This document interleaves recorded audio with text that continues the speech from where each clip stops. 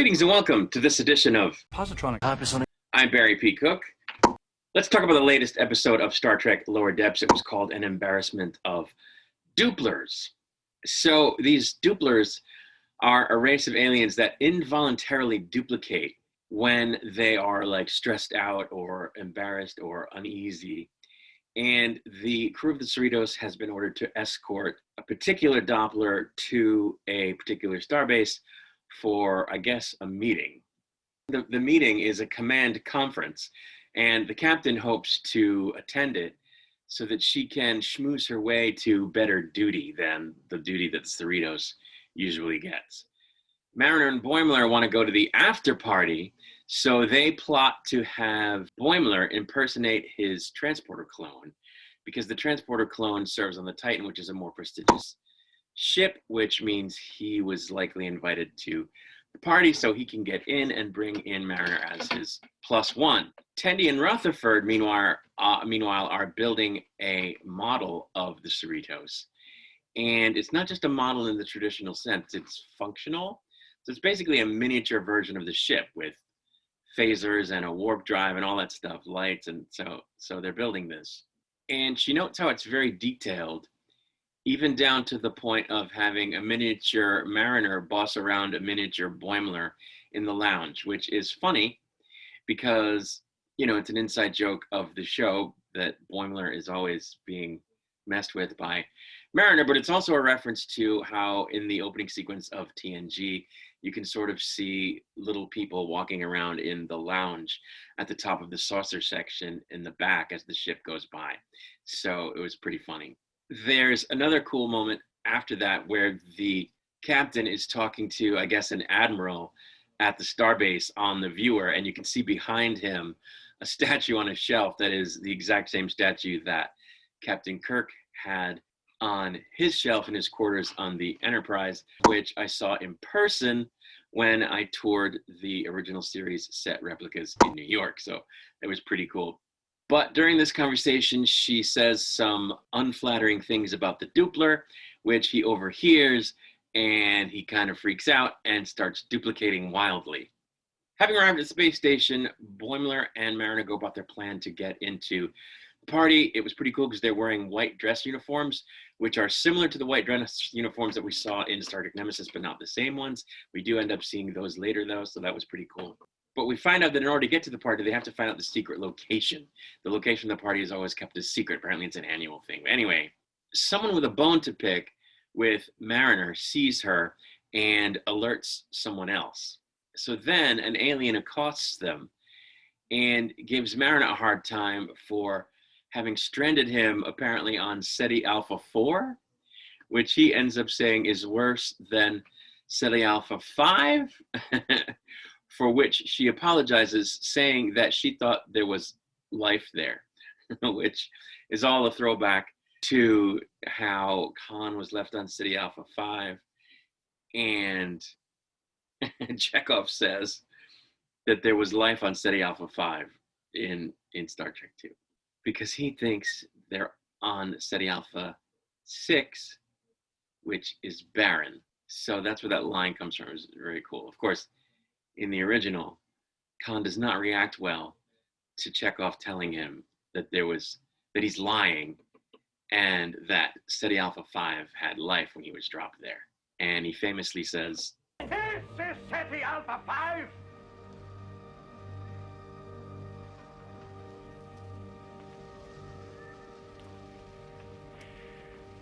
Ceti Alpha 6 exploded 6 months after we were left here. The shock shifted the orbit of this planet, and everything was laid waste.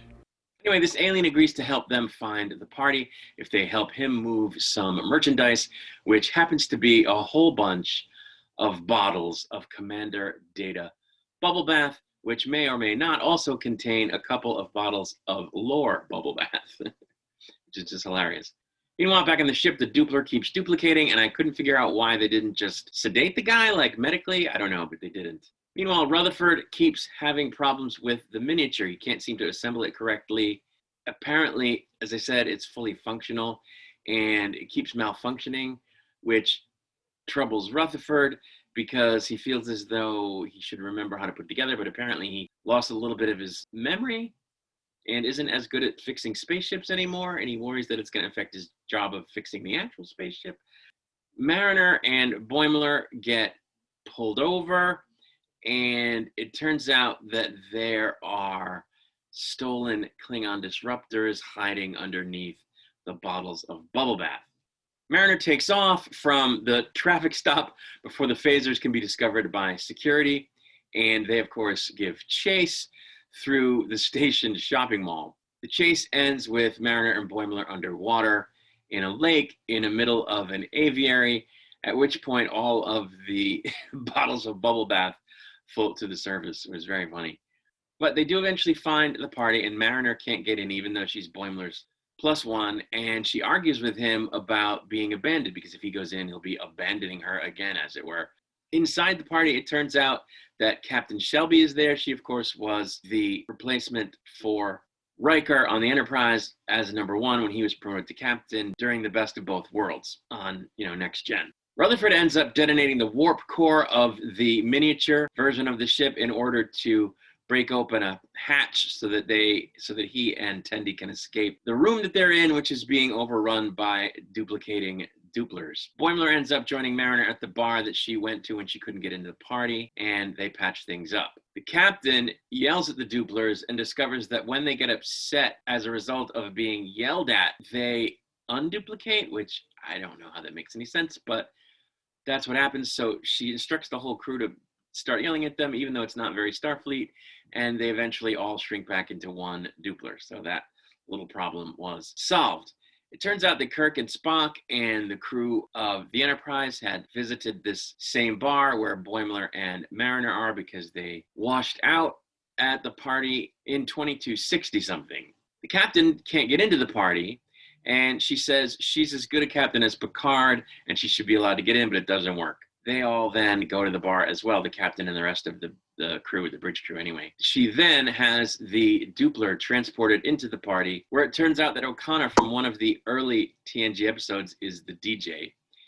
And the dupler immediately starts duplicating when he's told it's a private party and he shouldn't be there. Rutherford and Tendi decide to start building a new model, and they choose the model of Deep Space Nine, which Tendi excitedly announces comes with both a Jadzia and Ezri Dax figure, which is very cool. Right at the end, we see where Mariner and Boimler have also carved their names into the bar next to Kirk and Spock's names. So this was a good episode. I've been saying this for the last few reviews.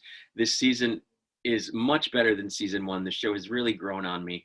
I like the show a lot. I look forward to it now, because they stopped doing all the stuff that made it so not Starfleet. And when they do stuff, when they even when they did something un-Starfleet, like in this episode, the captain goes, "This isn't very Starfleet, but this is what we have to do." So they've started to treat the characters with more reverence, and they've started to treat Starfleet as an institution with more reverence. And it's working. They get the jokes from references and from situations that don't involve them acting out of character for officers in a command structure. So I'm liking it. There are a ton of other references in this episode that I didn't, write down. So if you saw those, great. I saw them too. I just didn't write them all down. Anyway, that was really it. The next episode will be coming before we know it, and I'll be back with a review of that. Until then, I wish you all peace and long life.